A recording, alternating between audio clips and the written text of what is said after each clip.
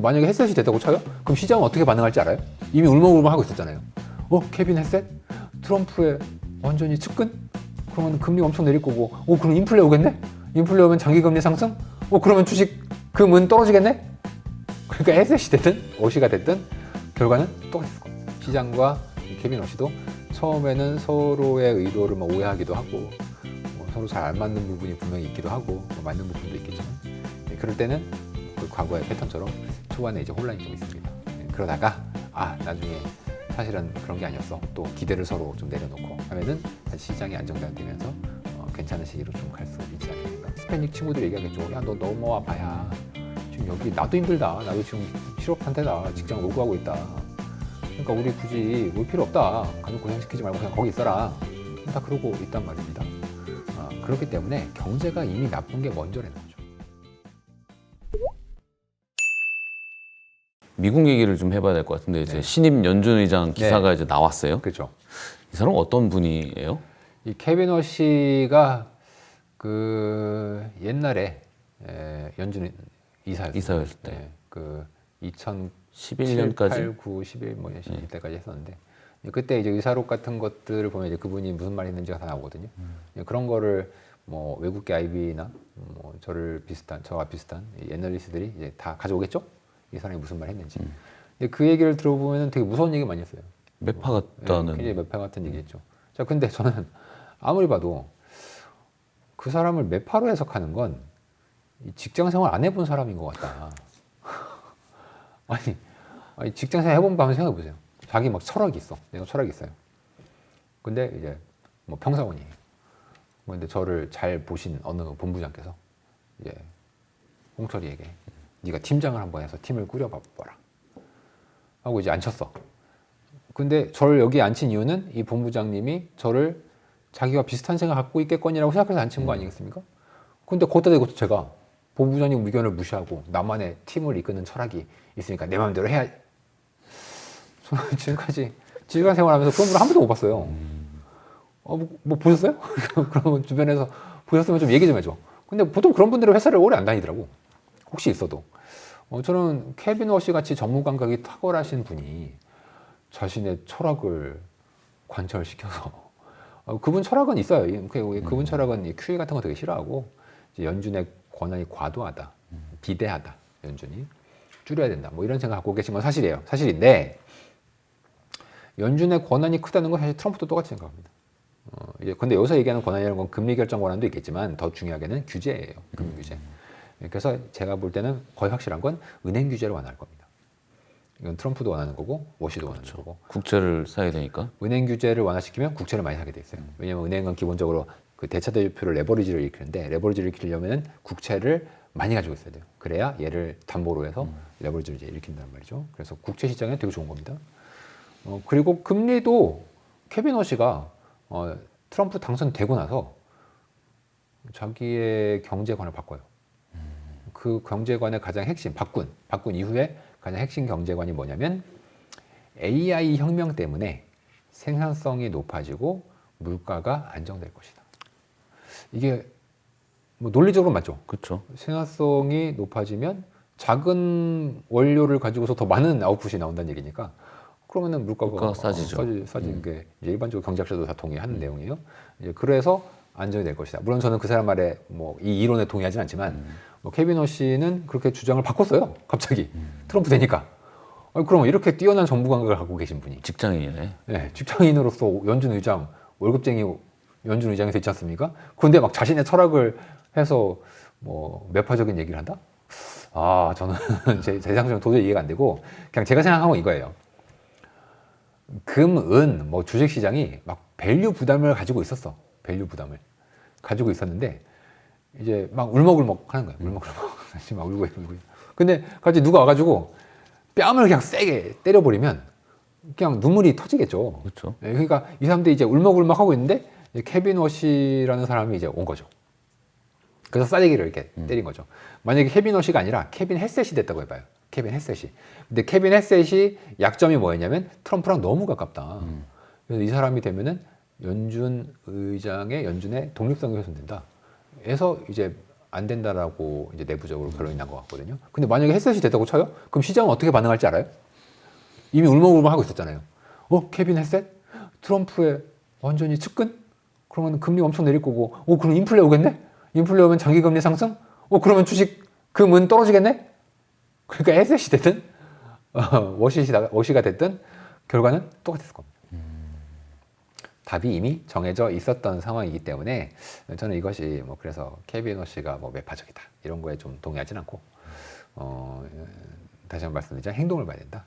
근데 저 사람의 행동은 과거에 정무 감각대로 생각을 바꿨다는 거죠. 그 부분 잘 이해가 안 가. 다시 여쭤볼게요. 예. 워시하고 헤셋의 차이점, 시장이 바라보는 차이점은 뭐였고, 근데 결과가 같았다라는 부분이 잘 이해가 안 가서. 이런 거죠. 그러니까 워시는 되게 매파예요. 성향은. 성향이 그렇다고 쳐요. 그렇다고 보고 있으니까. 그리고 헤셋은 비둘기라고 칠게요. 비둘기. 특히 트럼프 측근. 워낙 가까웠죠. 네. 자, 그러면은 둘이 성향이 반대잖아요. 근데 얘를 골랐든 결과는 똑같았던 거죠. 왜요? 자, 그게 우리가 핑계를 찾는 겁니다. 자, 우리 주변에 보면은 이제 내가 되게 미워하는 사람이 있다 쳐요. 속으로 한번 떠올려 보세요. 되게 미워하는 사람 없어요? 미워하는 사람 떠올려. 그럼 그 미워하는 사람이 아무리 선한 짓을 해도 미워. 더 밉죠. 더 밉잖아요. 저런 미선자막 이러면서. 아니, 그 사람이 정말 착해서 선한 일을 했을 수도 있고, 악해서 미선이어서 했을 수도 있지 않습니까? 근데 싫어. 나는 왜? 난 이미 저 사람을 싫어하기로 결정을 했거든. 똑같습니다. 금융시장은 울기로 이미 결정을 했어요. 금시장, 은시장, 비트코인도 그렇고, 주식도 좀 그렇고, 미국 주식. 그런데 핑계를 찾는 거죠. 근데 핑계에서 지금 케빈 워시 같은 경우에는 매파네? 그럼 나 울어야지. 울어야지. 자, 그러면 케빈 헤시이 되면 그럼 안 울까요? 다행이다. 얘보단 낫네. 아니에요. 이렇게 생각하지 그렇게 않을까? 생각하지 않습니다. 비둘기잖아요. 네. 그래서 그 전에 많이들 이코노미스트들이 다 걱정했던 게 헤시이 되면 연준의 통화 정책이 독립성을 잃고 트럼프 말대로 금리를 많이 낮출 거다. 그러면 인플레가 온다. 돈같이 떨어지는 인플레가 오면은 채권 금리가 폭등하겠죠. 그러면 주가 망가지죠. 왜냐하면 밸류에이션을 산정할 때 금리가 들어가잖아요. 그러면 미리 주식 팔고 은은 또 금리에 되게 민감하지 않습니까? 그럼 같이 이제 떨어지는 거고. 그래서 저는 헬스시 때도 결과는 똑같았을 것이다. 그렇게 생각을 하고 있는 거죠. 그럼 연준 의장 취임하고 나면 S&P 500이 한 6개월 평균 16% 하락했다라는 역사적인 사례가 있는데 이번에는 어떻게 될 것 같으세요? 역사가 그렇다면 반복되지 않겠습니까? 원래 그 초반에 서로 우리도 소개팅 나가면은 상대방에 대해서 좀 소개팅 나갔다가 초반에 깨지는 경우가 많죠. 사람의 인상을 정하는 건 순간이니까. 인상을 정하다가 나랑 안 맞네? 그럼 이제 끝. 그러면서 이제 약간의 소수의 사람들이 100일 넘어가고 1년 넘어가고 이렇게 사귀는 거지 않습니까? 그러니까 기본적으로 실패가 많아요. 실패 확률이 훨씬 많아. 궁합을. 그런데 이제 시장과 케빈 워시는 우리가 헤어질 수가 없잖아. 우리 이미 살기로 했어. 그러면 처음에 싸워야 돼. 어쩔 수 없어요. 처음에 싸우다가 이제 그 결혼 생활 하신 분들은 보면은 그냥 서로 포기할 때가 포기하면서 내려놓는 순간 둘이 화기애애해지지 않습니까? 비슷해요. 시장과 케빈 워시도 처음에는 서로의 의도를 오해하기도 하고 서로 잘 안 맞는 부분이 분명히 있기도 하고 맞는 부분도 있겠지만 그럴 때는 그 과거의 패턴처럼 초반에 이제 혼란이 좀 있습니다. 그러다가 나중에 사실은 그런 게 아니었어. 또 기대를 서로 좀 내려놓고 하면은 다시 시장이 안정되면서 괜찮은 시기로 좀 갈 수 있지 않겠는가. 그래서 초반에 조금 고생하는 시기는 있을 것 같고요. 특히 저는 올해 미국 경제가 고용과 물가 중심으로 많이 둔화된다. 이렇게 이제 보는 입장이기 때문에 올해는 장이 그렇게 나쁘진 않겠지만 작년만큼의 굉장히 뜨거운 장을 기대하는 건 약간 좀 욕심일 수 있고 다소 좀 보수적인 면에서 안전자산도 일부 포트폴리오에 편입을 해야 될 필요성이 좀 있을 것 같습니다. 지금 미국 인플레이션이나 고용 상황은 어때요? 지금 오늘도 이제 고용이 나왔는데 비농업 고용은 발표가 연기됐어요. 네. 다만 저는 개인적으로 비농업은 너무 왜곡돼 있는 면이 있다. 그래서 이제 오늘 발표된 거는 그 민간 업체인 그 ADP라는 데서 이제 22,000건 되게 낮죠? 22,000건 되게 낮습니다. 저는 그래서 고용을 매우 둔화되는 중으로 보고 있습니다. 그런데 그래서 이제 그 여러분들이 반드시 아셔야 될 게 연준은 22,000건을 나쁘긴 한데 막 그렇다고 뭐 금리를 많이 내릴 만큼 망가진 거라고 보진 않습니다. 저는 망가졌다고 봐요. 그 차이는 뭐예요? 왜 연준은 망가졌다고 보지 않냐? 네. 연준한테 물어보면 이민자가 없다. 옛날에는 이민자가 넘어와서 취업을 했으니 비농업 고용이 20만 건, 30만 건씩 나왔는데 지금 트럼프가 이민자를 때려잡으니까 이민자들이 안 들어온다. 거의 빵이에요, 거의 빵. 그러면 비농업도 그거에 맞춰서 떨어지는 게 맞다. 따라서 그러니까 이민자가 많이 들어왔는데 비농업이 안 나오면 실업률이 올라가요. 근데 이민자도 없어. 비농업도 없어. 그럼 실업률이 그냥 똔똔 치겠죠. 그러므로 통화 정책은 그냥 현상 유지만 하면은 된다. 이게 연준 그리고 대부분의 이코노미스트들이 이거에 다 동의하고 있습니다. 하지만 시청자분들도 한번 지금 제가 말씀드린 연준의 논리를 한번 생각해 보세요. 교과서에 그렇게 써져 있어요. 교과서에도 뭐 노동 이제 교과서는 이민이라는 얘기는 없지만 노동 인구를 봐서 노동 인구 증가율만큼 비농업이 고용되면 이거는 이제 골디락스이기 때문에 뭐 통화 정책을 굳이 뭐 할 필요 없다. 네, 그렇게 나와요. 자, 그런데 이제 저의 생각은 다르죠. 저의 생각이 이제 왜 다르냐? 이민자가 왜 없어졌냐는 겁니다. 이민자가 왜 없어졌냐고 물어보면 다들 트럼프가 단속해서 못 오게 하니까. 없어졌다. 다 이렇게 얘기해. 그거 아니에요. 아닙니다. 이민자가 안 들어오는 이유는 일자리가 없어서. 아, 미국 시장에 들어올 이유가 없어서. 이유가 있어야. 그러니까 아무리 단속을 해도 바이든 때도 단속했어요. 단속을 해도 난 그래도 일자리가 없어서 내가 돈 벌면 뭐 연간 몇만 달러씩 버는데 들어가는 게 이기죠. 잘 도망가서 추방당해도 다시 들어와. 근데 지금은 아예 들어오려는 불법 자체가 없어요. 왜냐면 뭐 잘못 걸리면 쫓아내는 건 쫓겨나는 건 당연한데 그래도 직장을 얻을 수 있으면은 리스크를 감내하겠지만 아예 구인을 안 해. 아예 사람을 안 찾아. 그러면 내가 올라갈 이유가 뭐 거기 히스패닉 친구들이 얘기하겠죠. 야, 너 넘어와 봐야 지금 여기 나도 힘들다. 나도 지금 실업 상태다. 직장 못 구하고 있다.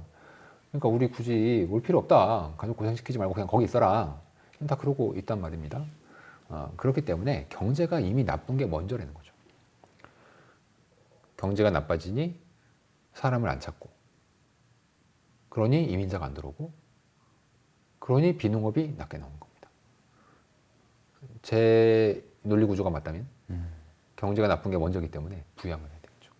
부양을. 그런데 연준은 저와의 생각이 다르기 때문에 고매하신 연준께서 정책을 잘 하시기를 부디 저는 기도할 뿐입니다. 그런데 본인의 뜻을 그렇게 관철하려고 요구했던 트럼프가 예. 그렇게 금리를 낮추라고 파월한테 계속 그랬던 사람이 그렇죠.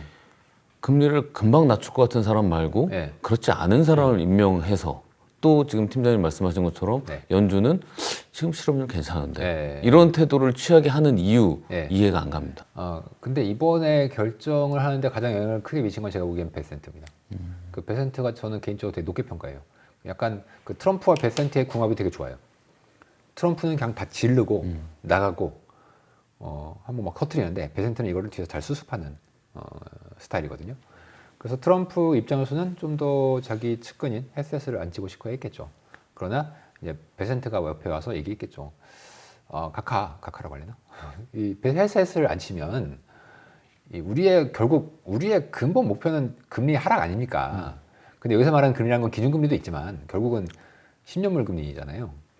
근데 헤셋을 괜히 안 쳤다가 마켓이 경기를 일으켜서 와 트럼프 완전 똘마니 안 쳤네. 그럼 막 1% 금리 진짜 가겠네? 잠깐 지금 막 인플레가 관세 인플레 막이다. 뭐 저는 그렇게 동의 안 해요. 근데 뭐 관세 인플레가 올라오고 뭐 지금 인플레도 안정이 안 되고 있고 지금 사람들이 물가 높다고 막 쌩 난리인데 이것도 되고서 헬스에서를 안 쳐? 그리고 금리를 1%를 해? 그러면은 앞으로 막 하이퍼 인플레 오겠구만. 뭐 금리가 막 지금 뭐 4%뭐 초반에 있는데 이게 앞으로 뭐 5%, 6%, 7% 이렇게 될 거 아니에요. 그래서 베센트가 트럼프한테 이러면 오히려 안 좋다. 오히려 우리가 의도와는 정반대로 갈 수가 있기 때문에 햇색보다는 워시가 더 좋은 판단일 수 있다. 이런 쪽으로 결론을 내서 저는 워시를 선정했다라고 보고 있습니다. 아주 적절한 그 조합이네요. 그럼 둘이 좋은 둘이. 환상적인 조합이죠. 자, 그러면은 2026년에 그럼 관세 이슈를 어떻게 진행될 건지. 지금 우리나라도 대미 투자 관련해 갖고 25% 올라가냐 안 올라가냐, 관보에 기재하냐 이것 때문에 난리인데 26년에 관세 흐름은 어떻게 되나요? 이거는 그 트럼프 특유의 협상 전략이기 때문에 언제 와서 때릴지 모릅니다. 협약상 환율이 불안하면 대미 투자를 조절할 수 있긴 하거든요. 그러면 이제 또 트럼프가 와서 우리 25% 때릴게. 협상, 재협상 뭐 이렇게 얘기하겠죠. 그러니까 이거를 예상하는 거는 의미가 없습니다. 일단 이제 대응하는 차원에서 트럼프의 그 흔들기 전략에 좀 대응을 할 필요가 있고 이제 그렇게 얘기하면 또 환율이 흔들릴 가능성이 이제 있지 않겠습니까? 저는 그런 면에서 협상을 잘하자. 저 같은 일개 연구원이 나라님들께서 서로 협상해서 일한다는데 그게 뭐 이렇게 된다 저렇게 된다 이야기하기 좀 어려울 것 같고 다만 그 관세는 분명히 미국 경제에도 안 좋은 영향을 이제 올해부터 세게 미칠 것 같습니다. 그렇죠. 이제 1년이 그 팀장님이 예언하신 1년이 돼가고 있죠. 이 1년의 시차 효과가 늘 역사적으로 이제 있었는데 그래서 제가 이제 최근에 몇 가지 체크를 해보니까 실시간으로 미국의 물가를 산출하는 민간 업체들이 좀 있거든요. 얘네들은 물가 지표가 1단위로 나와요. 이제 빅데이터로 마켓에서 모든 프라이스, 뭐 집세도 있을 거고, 뭐 요즘은 거래를 인터넷으로 많이 하니까 그런 거를 이제 체크를 해서 했더니 물가가 2월 들어서 매우 빠르게 떨어지고 있다는 겁니다. 민간에서 체크하고 있는 게 선이 이제 두 개가 있죠. 그 녹색이 여러분들이 맨날 보는 미국의 소비자 물가 CPI. 네, 녹색이에요. 뭐 약간 뭐 횡보하는 듯 혹은 뭐 떨어지는 듯 뭐 그렇게 보이죠. 자, 하늘색. 걔가 그 트루플레이션이라고 하는 그 제가 빅데이터로 미국의 모든 온라인 데이터를 기계적으로 끌고 와서 하루 단위로 매일매일 전년 대비 물가를 산출해주는 업체거든요. 근데 이게 보시면 뭐 중간에 오차가 좀 날 때도 있긴 하지만 거의 따라가죠. 네. 평소에. 얘가 당연히 2월 지표는 아직 안 나왔으니까 나중에 발표되겠지만 2월에 많이 떨어졌습니다.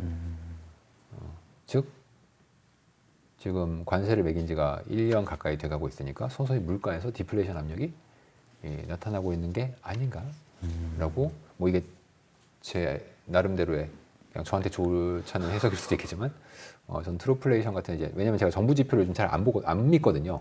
물론 제가 조정해서 보긴 하는데 그 일반인 분들한테는 정부 지표를 웬만하면 좀 보지 말아라 이렇게 이제 말씀을 드리는데 저는 그러면서 지금 디플레이션 압력이 심화되고 있다. 자, 2026년에 팀장님께서 바라보시는 가장 중요한 이슈가 뭐고 언제쯤 그 이슈가 발생할까에 대한 질문을 드릴게요. 뭐 올해 대부분 뭐 중요한 거 풀면은 보통 막 선거 얘기하시는 분들이 많죠. 뭐 우리나라는 지방선거가 있고 미국은 11월에 중간선거가 있지 않습니까? 그래서 그 선거 스케줄에 맞춰서 뭐 이러한 전략을 짤 거다 이렇게 얘기 많이 하시는데 뭐 그런 것들은 많이들 얘기했으니까 제가 똑같은 얘기하면은 이제 식상하실 거고 저는 3, 4월 3, 4월이 매우 중요하다. 왜냐하면 미국 해방의 날 4월 2일이었죠. 정확히 1년 후가 이제 4월 초 혹은 이제 3월이 될 텐데 제가 이제 역사적으로 늘 관세 플러스 1년의 시차를 머릿속으로 이제 보고 있는데 드디어 때가 왔습니다. 다음 3월이에요. 3월. 2월은 명절이 있어서 금방 지나갈 거고 이제 3월이 되면은 저는 그 관세가 가져오는 미국 경제의 이 부정적인 효과가 눈에 확연하게 보일 가능성이 이제 크다. 않을까라고 생각하고 있기 때문에 올해는 이제 3, 4월에 중앙은행의 상당한 태도 변화가 나타날 수 있으므로 저는 이러한 점을 잘 봐야 되고, 여기서 말하는 태도 변화라는 건 연준이 비둘기적으로 더 간다는 얘기죠. 그게 케빈 어시여서 그런 게 아니고 펀더멘털리 그렇다는 겁니다. 그렇다면 달러가 약세가 되겠죠. 그렇죠. 그럼 환율이 안정되겠죠. 그럼 환율이 지금 불안하지만 결국 3월, 4월쯤 되면은 뭐 우리가 심지어 생각도 못했던 뭐 1,400원 초반이 나올 수도 이제 있는 거고, 그렇게 되면 갑자기 모든 게 다 바뀌어버려요. 그러면 이제 갑자기 금리, 우리나라 금리가 환율 때문에 이제 올랐었는데 환율이 안정되면 또 떨어질 수가 있는 거고, 미국도 알고 봤더니 물가가 관세 인플레인 줄 알았더니 오히려 디플레네? 그러면 금리가 또 떨어지게 되는 거고, 그러면 주식시장에서도 그동안 뭐 물가 때문에 걱정 많이 했었는데 유동성은 또 계속 풀리겠네. 그러면서 다시 뭐 주식도 괜찮은 밸류에이션을 받을 수도 이제 있는 것이겠고요. 이런 게 이제 다 맞물려 있기 때문에 저는 3, 4월 3, 4월에 중요한 시기로 연준의 변화가 있을 수도 있다. 네. 우리나라 코스피 상승 속도는 외신이 보도할 정도로 빠른데 네. 이 흐름은 앞으로 어떻게 예측을 하세요? 뭐 주식 전문은 아니시지만. 추세가 정해지면 네. 이게 쉽게 꺾이지 않습니다. 거의 끝을 한번 봐야 되거든요. 그리고 의외로 주식을 사신 분이 별로 없어요. 다들 샀다 그러는데 그건 무슨 말씀이세요? 최근에 들어가신 분들. 아, 예전에 산 5천 분들. 넘어가지고 들어가신 분들. 그래서 보면은 가령 이제 2,000대부터 5,000까지 쭉 올라왔지 않습니까? 네. 그럼 그때 누가 샀냐? 개인은 그렇게 많이 안 샀습니다.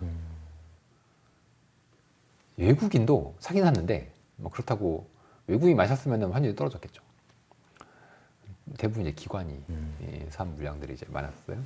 그리고 이제 그 기관들이 뭐 선견지명이 있어가지고 샀냐? 그건 또 아닌 것 같아. 왜냐면 이건 그냥 제 느낌이에요. 코스피가 막 2,000에서 3,000 막 이렇게 올라오는데 개인이 제일 많이 산 종목이 뭔지 아세요? 뭐 삼성전자? 아니요. 곧버스. 왜냐면 전 세계에서 한국에 대해서 가장 부정적인 사람이 한국인이거든요. 곧버스가 늘 1위예요. 늘 1위. 지금도 그렇고.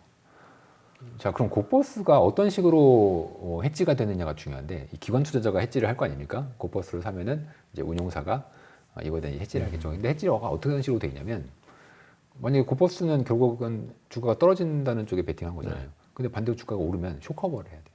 그렇죠. 그래서 가격에 관계없이 주식을 무조건 사야 됩니다. 공격적으로. 그럼 주가가 폭등을 해버려요. 폭등. 역설적인데 주가 하락에 베팅할수록 오히려 폭등하기가 쉽습니다. 그렇죠. 이걸 빨리 만회해야 되니까. 그리고 이 사람들은 다 레버리지로 산 사람들이기 때문에 곧버스는 기본적으로 레버리지가 있어요. 그러다 보니까 그래서 전 최근에 이 개인 투자자들의 흐름을 보고 있는데 말씀하신 대로 이제 막 시작한 것 같습니다. 이제 막. 그러면 이제 막 시작했는데 갑자기 상황 종료 이러면 안 되잖아요. 막 시작한 이후에는 일부 좀 가져야 된다. 그리고 이제 정부의 의지도 강하고 특히 요즘 이제 코스닥 쪽을 보시는 분들이 많지 않습니까? 네. 이제 정부가 강한 의지를 갖고 있다면, 보니까 그렇게 되네? 뭐 이런 학습이 이제 된 거죠. 이제 그런 점에서는 뭐 밸류나 이런 걸 떠나서, 뭐 실적은 올해 뭐 반도체들이 꽤 코스피에서 이제 이끌어줄 것 같고, 그런 점에서 관성은 꽤 이어지는 상황이 되지 않겠는가 그렇게 보고 있습니다. 투자자 관점에서 마지막으로 이런 시기에 주의해야 될 자산과 이 자산은 좀 눈여겨보고 좀 갖고 있을 필요가 있다라는 부분 하나 짚어주시죠. 이제 아까도 그렇지만 캐비너시가 사람들이 울먹이는데 이제 뺨을 때렸다. 보고 있지 않습니까? 그 얘기는 거꾸로 얘기하면 밸류가 부담스럽다. 근데 이 밸류 부담은 사실 한국에도 서서히 생기기 시작했습니다. 우리나라가 뭐 3,000대에 뭐 2,000대 있었을 때는 절대 싸 이렇게 살 수가 있었는데 이제 5,000원 넘어오니까 좀 전문적으로 보시는 분들은 밸류를 생각하면 못 사겠는데 라는 생각을 하시게 돼 있습니다. 그러니까 이럴 때는 언제 갑자기 테마가 바뀔지 몰라요. 불과 1년 전에 삼성전자 망한다고 하는 사람이 대부다수였습니다. 그렇죠. 삼성전자 심지어 수요가 없다 그래서 공장 짓다가 말았잖아요. 불과 1년이 안 됐어요. 불과. 더 정확하게 얘기하면 불과 그 얘기가 나온 이후에 6개월 만에 갑자기 메모리 반도체가 더 막 어마어마하게 수요가 증가하기 시작한 거죠. 왜냐하면 새로운 추론 모델이라는 게 생겼을 줄 우리가 누가 알았겠습니까? 미래를 너무 이렇게 될 거야 라고 생각하지 마세요. 왜냐하면 어떠한 뭐 요즘도 그렇지만 뭐 소프트웨어 인공지능 쪽에서 굉장히 뭐 파괴적인 혁신이 일어날 것이다. 뭐 이러면서 주가가 왔다 갔다 하지 않습니까? 그러면 이거 예측하는 것도 불가능하고 괜히 거기에 얻어맞으면 나만 괴롭기 때문에 그래서 종목보다는 인덱스로 투자를 하시는 걸 좀 더 추천을 드리고 인덱스 그 자체도 이제 밸류에이션 부담이 서서히 생기고 있기 때문에 이런 상황에서는 채권도 일부 좀 담으실 필요가 있는 것 같고요. 왜냐하면 채권을 뭐 금리가 떨어지니까 담는다라는 것도 있겠지만 이제 더 중요하게는 절대 금리가 되게 이제 높단 말이죠. 예를 들어서 미국채로 갈 것도 없이 원화국채 10년이 3.23 3% 후반을 줍니다. 3% 후반을 줘요. 그러니까 아니 3% 후반의 국채가 아니 이게 말이 되나? 라는 생각이 저는 절로 들거든요. 그러면 1년에 그냥 무조건 무위험으로 3.7%를 먹지 않습니까? 미국채 10년은 1년에 무위험으로 4.2%를 먹어요. 그러면 이거는 그냥 갖고 있어야 된다. 저는 그런 점에서 이 채권을 이걸 이제 우리는 캐리 관점에서 접근한다고 하는데 내가 그냥 캐리에 간다. 가지고 이제 옮겨간다. 그런 관점 좀 가져가시고 금 같은 기금속도 일부 좀 포트폴리오에 왜냐면은 앞으로 군사비 지출이 늘어난다고 다들 생각하잖아요. 그렇죠. 그리고 각자 도생, 각 국가들이 자신의 국방을 신경 써야 된다. 이렇게 된다면 금도 포트폴리오에는 계속 아니다 나는 내가 볼 때 세계 평화가 온다. 그럼 금 파세요. 근데 그렇게 생각하시는 분은 거의 없더라고요. 그렇다면 금을 좀 가지고 있자. 그렇게 좀 너무 주식에 이제 종목에 몰빵하지 마시고 조금 이제 흩뿌려지는 욕심을 좀 줄이는 쪽으로 포트폴리오를 좀 변경해 나갈 필요가 있다고 생각합니다.